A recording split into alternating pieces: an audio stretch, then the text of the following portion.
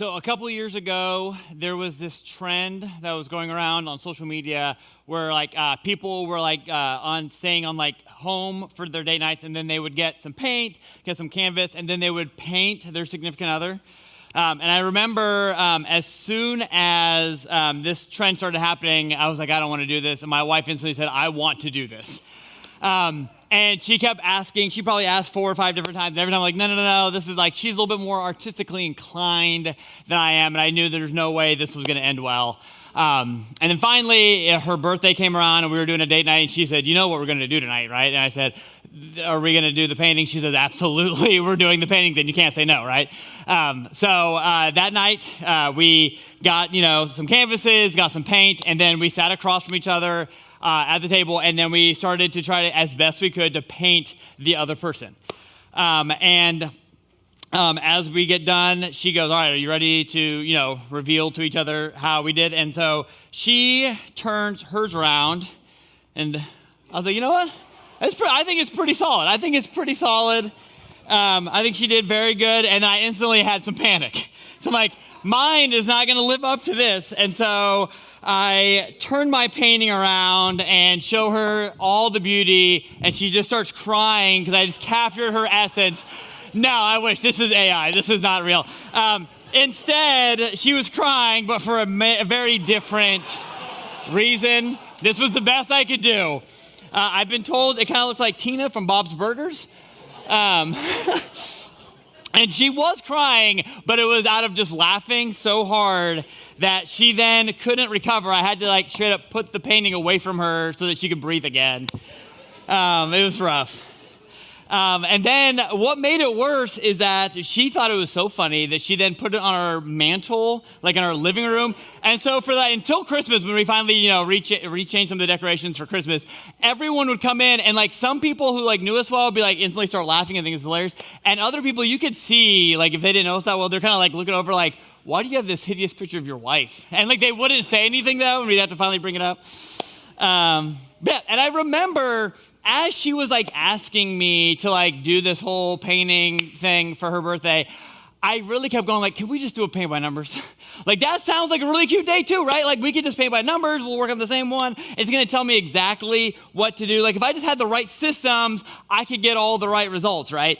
And I think oftentimes that is how we treat relationships, right? Just tell me how to act, how to behave, what to do, and I can get it all right. And especially if you go online, there's all kinds of advice for relationships, right? Communicate more, give them space, be honest, but maybe don't be too honest, right? All those things. But the truth is, there's no paint by numbers for relationships, right? There's no perfect steps. There's no guaranteed outcomes. Even you've done this before. I know I've done this so many times where I have friends who I will say a certain joke thinking this is going to be really funny and they're going to like it. And just based on the day, maybe they're having a rough day, maybe they have a lot going on. And all of a sudden they don't even take it as a funny joke. They kind of just take it as I'm being a little mean. I'm no, I promise. I was just trying to be funny. I was trying to lighten up the mood, right? And just relationships in general can be really hard, right? That's because relationships are not a problem that you solve. They are an art that you learn.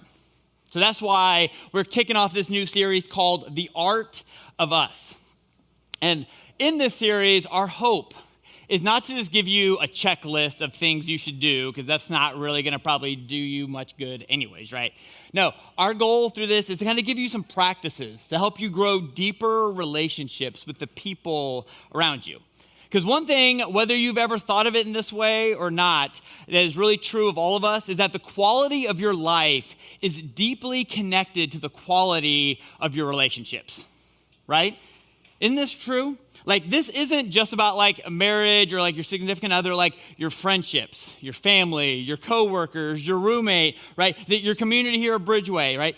If you are human, we can't escape this. And some of you say, and maybe even thinking you know what, if I had a little bit more money, if I had the perfect job, if I had influence that I want, or maybe if I had the freedom that I wish I had, those would really kind of increase the quality of my life. And that's probably true to a point. But I would say friendships and relationships actually go much deeper and much farther than even those things. Because I think oftentimes we will only be as happy as our relationships are, right? You could be crushing it at work. You could be crushing it at school. And then if your relationships are all falling apart, all of a sudden it kind of affects everything. Or like you can be walking, maybe carrying something really hard right now, going through something. And if you have people around you, like even if they can't really fix what's going on with whatever you're carrying right now, all of a sudden it feels at least a little bit lighter because you have those people in your corner, right? And if we're honest, I think part of this is what makes this whole thing weird as we talk about the art of us, is that we kind of live in a really weird time right now, right? Because we are more connected than ever. Like my mom was originally born in Finland, so half of like my relatives are all in Finland.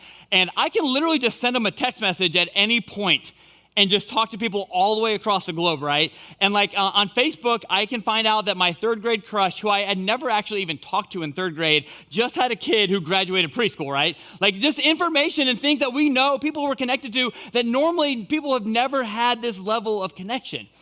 Yet for so many of us, we still feel so alone. We have more access than ever, but less intimacy. More people around us, but fewer people actually know us. And I think because of that, because we're spread so thin, it almost feels more exhausting than even just having a few deep relationships, because it feels like so many people just don't really even know us. And it's not even just that relationships are hard, but deep relationships require vulnerability. And I think that's really hard for a lot of us too, right? Letting people kind of in on the fact that, you know what, we don't really all have it all together, right? Opening up about what's really going on.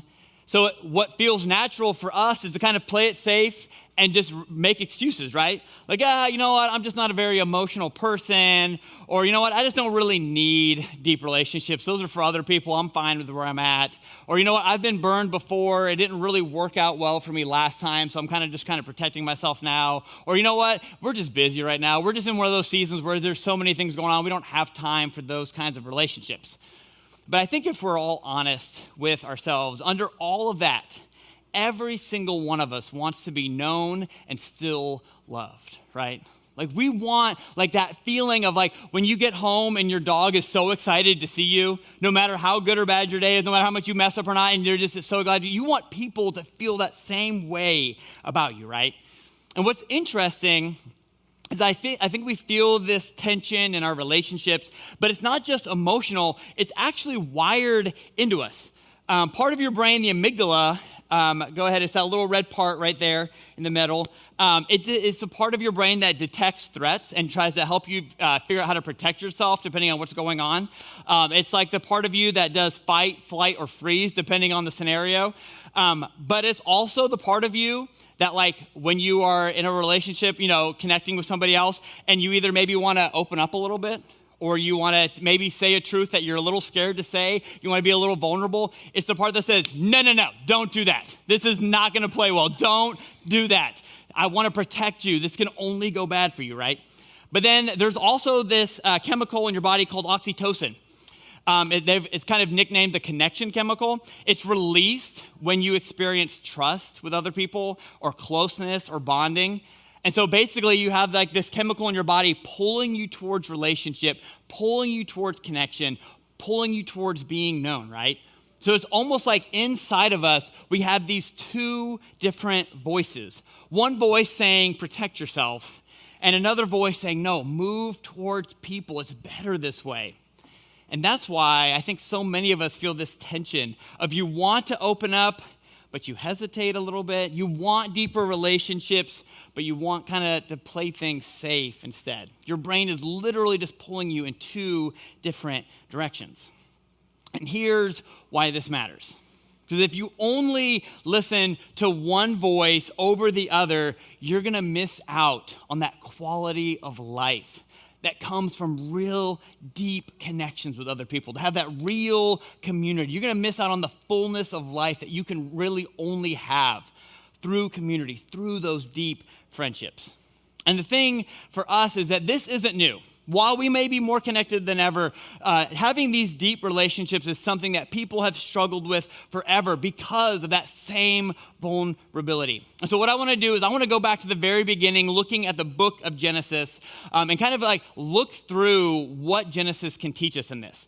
And as we kind of look at the book of Genesis, I want to kind of just give a quick disclaimer, because I think sometimes when we look at the book of Genesis, we sometimes can tend to think of it as like this how and when we got here kind of book. And I actually think the book of Genesis is so much more concerned about like why we are the way that we are instead, right? It's less like a history lesson or like a science textbook, and it's more like this epic poem. It's more like a song. It's more like a story about humanity. It's like this kind of book that kind of tells us about ourselves, tells us about our hearts, tells us about our desires, our struggles, our longings for connection. And I think Genesis isn't as much like a how-to or a timeline, but more like a mirror that shows us what it means to be human. And so what I want to do this morning is I want to kind of go through the first three chapters of the book of Genesis, and we're going to kind of do like a quick overview because we don't have all day. But Genesis 1, just to kind of start us out, is we see that God speaks everything into existence, which is just incredible in itself, right? To just be able to speak things out. And it wasn't because God was just up in heaven kind of twiddling his thumbs going like, I wish there was something to do right now, right? No, like it's because God is love. And he delights in creating space for life and for relationships. And what I think is really beautiful about the creation story is that we see all three members of the Trinity present in the creation. We see God the Father, God the Son, God the Holy Spirit all creating, right? It's like God was already in community. God already knew how important this was. And then we jump into Genesis 2, the second chapter. And this is what it says, 2:18. The Lord God said, it is not good for the man to be alone. I will make a helper suitable for him. So he made man, and he says, you know what? You need a helper with you. First, he kind of goes through and shows Adam all these different animals, and he says, none of these are going to work out. And then he ends up creating woman and says, this is going to be your helper. Now, quick pause. I don't know about you. When I hear the word helper, there's something about me that feels a little gross about it, right? It kind of feels like a second-class citizen, right? When I hear like make a helper for me, that kind of feels like assistant to the regional manager, right? It's like this less than, this feels like a little kid that is asking me to do a chore, and I'm like, yeah, you can be my helper, sweetie, right? Like this is it kind of like the Lord, you can hold like the nails as I'm building something, right? It is like the less than version, right? But that's actually not at all kind of where this word helper comes from. In the original Hebrew, it's this word hazer. I got to kind of roll my R a little bit. Hold on. Hazer. Not quite that much roll. But real quick, we all have to say this together. Hazer. You guys ready? We're all going to do it together. That's right. No one can be embarrassed. Ready? 1, 2, 3. Oh, nice job. I'm impressed. Yeah, so that actually means kind of like this idea of like essential support, like rescue. And if that doesn't already sell you on kind of the importance of this word, it's actually the word ezer is actually used to describe God multiple times in the Old Testament, right? It's not just saved for people who are like second-class citizens or assistants, right? This is also used to describe how God is a protector. This word is also used to describe how God is a rescuer, how he has strength. It's almost like this bigger idea of you can't do this without me. Right? It's like this bigger idea that this isn't about one person being less than the other. This is about two people being made to completely need each other to thrive, to really be whole. Like you can't, it's not like I can just do this and you're going to help it to get a little bit better. Like, no. I literally can't do this without you. And then we continue in the story. It says, Adam and his wife were both naked and they felt no shame. So we have this community of man was alone and now he has this community and we see that they felt no shame. There's like this beautiful connection. This is the picture of what we were made for. To be fully known, to be fully loved without fear, without shame, without hiding. Before sin enters the world, and intimacy was just natural because there's nothing to hide in this moment. It's like this perfect moment that you wish could almost never end, right? But then we jump into the very next chapter, the very first verse. It says this. Now the serpent was more crafty than any of the wild animals that the Lord God had made. He said to the woman, did God really say you must not eat from any tree in the garden? And what I think is really interesting is I always remember like growing up, people saying like, yeah, like the serpent is like the king of lies, the king of liars, right? And like what's really interesting, at least in this moment, is there's no lie that he tells here, right? Is instead, it's kind of like he's actually just more kind of like sowing these seeds of doubt into Eve. He's kind of just like, more like, is God really trustworthy? Is that really what God said? It's almost like the snake is like your bad idea friend who's like, all right, hear me out. And then they say something and you end up making, decisions down the road that you regret because you listened to your bad idea friend, right? It's all of a sudden like that's what this snake feels like in this moment. But then we can continue in Genesis 3, verses 2 through 3. It says this, the woman said to the serpent, we may eat fruit from the trees in the garden, but God did say you must not eat fruit from the tree that is in the middle of the garden. You must not touch it or you will die. And part of this was interesting is because God did not say you must not touch it or you will die, right? It's almost like there's like this weird thing where like Eve is already like the snake is kind of destroying their trust in God. And she's already kind of then now retelling the story and making it sound more negative than it even started from the very beginning. It's almost like he's already kind of working. But then they both, Adam and Eve, end up eating from the tree that they weren't supposed to. And we see this in the next verse 7. Then the eyes of both of them were opened, and they realized they were naked. So they sewed fig leaves together and made coverings for themselves. This whole time, before this moment, they had had this connection with God, right? Everything was perfect. Everything was going great. They had this connection, and then all of a sudden, they let this issue come up that they had already specifically been out asked to. This sin enters in, and all of a sudden they feel all this disconnection from God. All of this disconnection that leads to shame, it leads to guilt. Like this is the moment that was like the birth of shame, right? And the problem wasn't what they saw. It was instead actually more about like how they saw themselves, right? Because guilt and shame are two very powerful things, and they're both very different, right? Guilt says, I did something bad. Shame says, I am something bad. And so all of a sudden, Adam and Eve start to have all of this shame about what they did.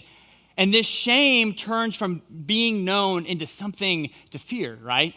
Before, being known was what they wanted, right? That is exactly what they wanted. Like, this is perfect. All of a sudden now, because of this shame, they're like, you know what? I don't want anyone to know me. I don't want anyone else. This is actually now what I fear. This is the opposite of what I want. And so often, this is where we kind of fall into, right? Like for some of you, maybe this morning, like maybe you're feeling a little disconnected in your marriage and you don't really know how to fix it. And you feel like there's so much shame about it that you don't know how to talk to anybody about it. You're like, man, what if somebody else found out about us struggling right now? What if they found out about what's going on? Would they look at me differently? Or maybe for some of you, like, this is why, like, your friendships always just stay at surface level. Because you're like, man, if they really knew who I was, would they really like me? Would they really accept me? Or would they just would I feel all the shame of maybe some of the ways that I've messed up in the past? Or maybe for some of you, maybe you're carrying something this morning and that no one else knows. And you're like, man, if anybody else, I can't have deep relationships because if they really knew me, if they knew what was going on, man, they would judge me. They would never see me the same way. And notice, just like us, Adam and Eve, their first instinct was not to confess, but instead to cover up, right? Aren't we the same? How often do we mess up? And then our first reaction, our first thing is, I've got to get away from God. I'm not going to go towards God. I'm going to get away from God as fast as I can because I'm so embarrassed about how I messed up. I got to kind of act like I can get myself together and then go back to God, right? Or how often do relationships that we have with other people get a little awkward, maybe from something you did or maybe they did something weird. And instead of just addressing it, all of a sudden now we're like, yeah, I don't really want to hang out with that person. I'm just going to kind of ghost them for a little bit. I'm just going to maybe just not hang out with them as much, hoping that maybe that awkwardness goes away, right? So often when these kind of different relational struggles happen, our first instinct is to just kind of hide and leave it alone. And what I think is really interesting about Adam and Eve is they also try to then fix this problem by themselves, right? They end up create coverings out of those fig leaves. They manage their appearance. They control what can be seen in that moment. But what I think is really interesting is they're fixing all the wrong things, right? The thing that needs fixed is the relationship, but instead they're over here trying to kind of micromanage other random things, right? It's almost like the wife who tells her husband, like, hey, people are coming over. Can you help me get the house ready? And he goes and starts cleaning the shed, right? Like, that is not what you are doing. You're maybe helping a little bit, but you're not actually getting to the core of what we're trying to get at right here, right? You're missing the whole point. And then in Genesis 3, verses 8 and 9, it says this. And then the man and his wife heard the sound of the Lord God as he was walking in the garden in the cool of the day. And they hid from the Lord God among the trees of the garden. But the Lord God called to the man, where are you? And I think there's so much in this. I think, to be honest, even as I was growing up, this is kind of like one of those passages that's really easy to go, all right, there's not much here. But I think there's actually so much going on in this passage. We can't get into all of it. But some of the things that I think that stand out is the first one is like, it talks about how it's in the cool of the day, right? Like this is like, it's in the evening. It's after work, right? This is when Adam and Eve should be resting. They should just be enjoying their lives, just, enjoying intimacy, all those things. And instead, they're missing out on all those things because they're so racked with anxiety. They're so racked with shame that they're now just trying to hide from everything else. That is now all consuming and taking over everything else in their lives. We also see this beautiful picture where it says God was walking in the garden. Like, I love even just that image of like God, like walking up to meet them. Like, it's not like this disembodied voice trying to talk to them, but it's just like another person having a conversation. Not someone that is not distant, but someone that is close. Because all of a sudden, everything changed now, right? Like this same moment just before this would have brought them joy and peace, right? God is here, so much joy, so much peace. All of a sudden, because of this shame, because of this guilt, because of the things they were holding on to, now it's, oh man, God's here. Oh man, I hope he doesn't find me. I hope we can stay hidden long enough. But what's good for us to remember is that God didn't stop coming near to Adam and Eve, even when they were hiding, right? They were the ones hiding, and God was still reaching out to them. And then there's this question at the very end that I think is so beautiful when we really think about it. It's just simply, where are you? And I remember as a kid, every time I would hear this, I'd always think like, man, God is not very good at hide and seek. Like, he should be way better than this, being God, right? He should know where Adam and Eve are, right? And let's be honest, like, God knows where they are. Like, he's omniscient, like, he's all-knowing, right? But this isn't about where his location is. I think God is asking Adam to find himself. This isn't about geography. This is about relationship. This is about an invitation out of hiding, not calling out in anger, right? This isn't God showing up and going, what did you do? What is wrong with you? I told you you were going to mess this up. Man, why do we have to do this every single time, right? That's not where God is coming at in this scenario, right? God is instead moving towards these broken people, not in judgment, but in invitation. God's first move towards broken people is not judgment, it is towards invitation, towards relationship again, to restoring what was lost. And I think what's beautiful about this question, where are you, is that God, I think so often is still asking us that exact same question today. Like for you, like where are you in your relationships? Like maybe some of you have already kind of been running through some of your relationships right now, and maybe some of them you'd be like, yeah, these are actually going really good. But do you have some relationships that are maybe pretty strained right now because of something that either they said or you said that you have kind of been avoiding? And even as I'm saying it right now, you're like, I kind of wish you'd move on because I don't like this part of the message, right? Like, what are those things? Where are you in your relationships? Are they really where you want them to be right now? Is there something you're avoiding? Or where are you in your honesty? Like, are you being honest with the people around you? Are you being honest with your significant other? Are you being honest with your friends and your family? Are you being honest with the way that you see yourself and the way that you treat yourself? And I know that one's a little harder because so often it's so easy for us to kind of have like a negative self-talk about ourselves when we have a God who says, no, guess what? I not only love you, but I also like you. And says, I'm actually crazy about you. And even right now, in your mess, even right now, even though you don't have everything perfect, guess what? You never will, and I still love you anyways, right? That's the kind of God we have. And if we don't have that kind of self-talk, guess what? Where are you with how you see yourself and how you treat yourself? And again, it isn't because God doesn't know where you're at. It's because he wants you to come out of hiding. Come join him in this relationship. Come join him in community. And then this last verse, Genesis 3:10, Adam says this. He answered, I heard you in the garden, so I was afraid because I was naked, so I hid. Right? He was in all this shame. He heard God coming and said, I got to hide. I got to get out of here, right? And I think so often for us, we've been hiding ever since. Every single time there's a disconnection between us or between us and God or us and other people, there's like this lack of intimacy where we try to get out of there. We try to hide. We try to put fig leaves on to try to cover ourselves up, try to make ourselves look better, right? And we just do it with different things. Because I don't know about you. I don't even know what a fig leaf looks like. Right? Like we do it just in different ways, right? Like sometimes we use the fig leaf of achievement and success, right? Where we like, you know what, if I work really hard, if I can kind of get all these accolades either at work or the people around me, if they think I can do really awesome things, they're going to kind of ignore some of my shortcomings, right? They're going to maybe ignore some of the things that they don't know about me. And I think it's really interesting, especially like in sports. I feel like we see this so practical all the time. Where like as soon as somebody is a really good coach and all of a sudden everyone wants to play for that coach.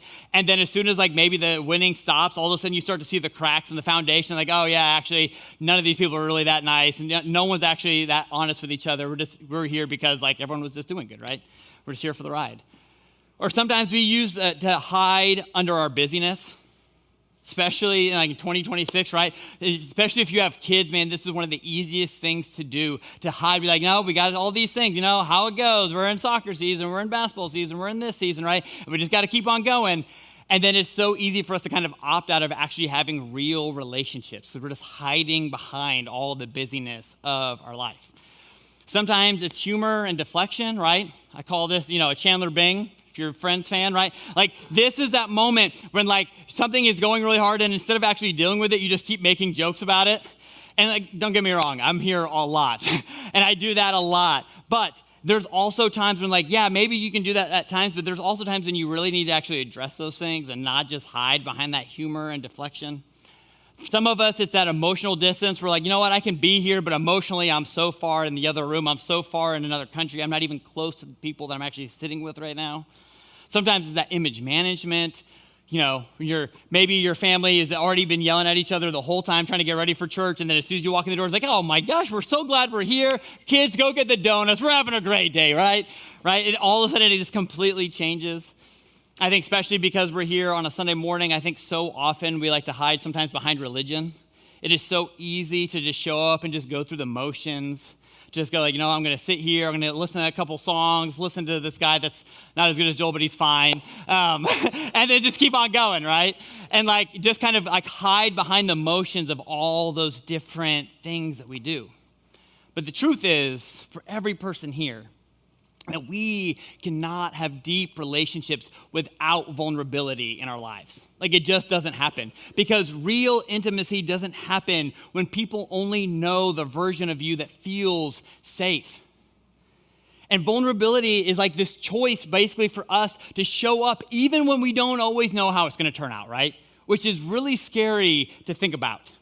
But if we really want those relationships that make our lives fuller, man, we have to be intentional with vulnerability in our lives. And so I have a few different ideas, a few different things that I'm going to continue to try to practice, and maybe some of these would be helpful for you. So first thing is to kind of practice that vulnerability, get the deeper friendships, is tell the truth. And some of you are like, all right, check that one off. I tell the truth all the time, right? I'm not like that person who just randomly lies. And you're like, you're just one-upping me. Clearly this isn't a real story, right? No. I think, to be honest, most of us don't lie. We just don't always tell the whole truth, right? Like how often does somebody ask you, like, how are you doing? And it's just, I'm fine, been busy, all good, right? And like, like that has not actually been your week. And I'm not saying like telling this to the random person like who's maybe checking you out at the grocery store to like give them more information. But maybe for you, a step would be like replacing I'm fine with, you know what, actually, I'm feeling a little overwhelmed right now. Like that is actually where I'm at. And like, this is kind of like where I've been this last week. Or you know what, instead of saying I'm fine, like I'm actually not doing that great right now. Like I would actually appreciate this, or I appreciate you, praying for me on this. And again, you don't have to tell everyone everything. But you do need some people that you can be honest with. And for you, who are those people? Don't say them out loud right now. That'd be weird, right? Who are those people for you that you can honestly be honest with? And if you can't think of more than just like a one or two people, maybe you need to expand that group a little bit. Maybe there's some more people that you need to have in your life that you can be honest with. Because being known isn't what disqualifies you from love. It's what leads you to it. That's why it's so beautiful. Second thing is let someone in. I think if social media has taught us anything, is that we don't need to tell everybody everything, right? We just don't need it. Like the amount of times I've like been on Facebook and like somebody is like got like this giant long paragraph talking about their ex because they're clearly going through a breakup, and it is like the most incriminating, craziest stuff you've ever read. And most of the time, this is at least my initial reaction. I'm like, man, that person is crazy, but guess what? You are also crazy. Why would you post this to the world, right? This is what you've been dealing with, and you just posted this for everybody and their mother to see? What is wrong with you, right? Like we are all a little crazy. Like maybe that is something you should just be sharing with a few people that are closer to you, right? Like some friends and some family, right? Again, just to be clear, to let someone in, this doesn't mean just finding like some poor, unfortunate soul who you just unload your life to every Tuesday at work, right? Like this is like healthy vulnerability is usually, it looks like building a few trusted relationships where people actually know you. And I think this is so important, but I think specifically, and I don't ever want to be sexist or anything, but I think oftentimes this is like a little bit more guys, like we struggle with this, right? The amount of guys that I've talked to in my life, and they're like, yeah, like my wife is like maybe the only person that really knows me. And like, that's awesome. I'm so glad that your wife knows you, but you should also maybe have some other people who know you, right? You should also have some other guys who know what you're going through, right? And you don't have to hide, because you need people who know your patterns, who know your struggles, who know your fears, who can remind you of who you are when shame tries to pull you back into hiding. Brene Brown, she is an author, researcher who's done all kinds of research on like vulnerability and deeper connections in life. And she says this: vulnerability is not oversharing, it's sharing with people who have earned the right to hear them. Who are those people for you? Who are those people that maybe you need to invite? Like, you know what? You have earned the right to share, for me to share some more of this stuff with. Or maybe for you, like this week, maybe your next step is just simply like share one thing you've been hiding. Share one thing you've been avoiding with somebody, that thing that you have already been thinking of that maybe like you were going to address it the first time it happened and you're like, you know what, I'll give them another chance. And then it came up again. Like, instead of just ignoring it and you're like, now it's been a couple months, like just send it. You can even do it right now. Pull out your phone and send that text message to that person. Go, you know what, can we talk this week? Can we get coffee this week? Or just call them after the service, right? Like that thing that you've been hiding and avoiding, go do something about it. Healing doesn't happen when you're impressive. It happens when you're honest. I think so often when I was early on and like right out of college and I started working in a church, I always really thought like part of like what made me like really important or really special was like I was just going to do all the things right and I was never going to admit to my weaknesses and I was just going to prove that I was awesome all the time. And I was just perfect, right? And I don't know if you know this, nobody's perfect, right?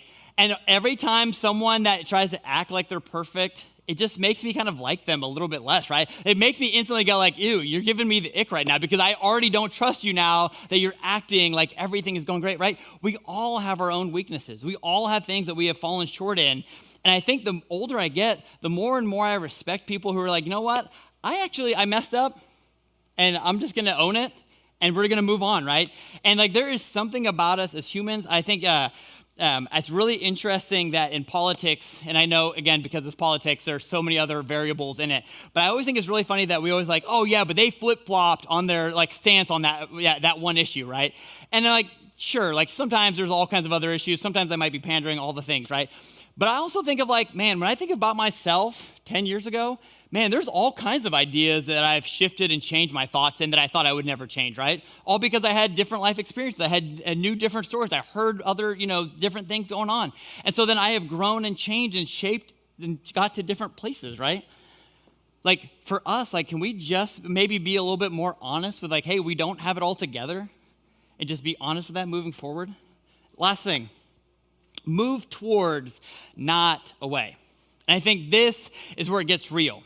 This is when there's tension. Again, we try to withdraw, right? When we get hurt, we shut down. When it's awkward, we try to avoid people. But vulnerability chooses movement towards instead of distance from.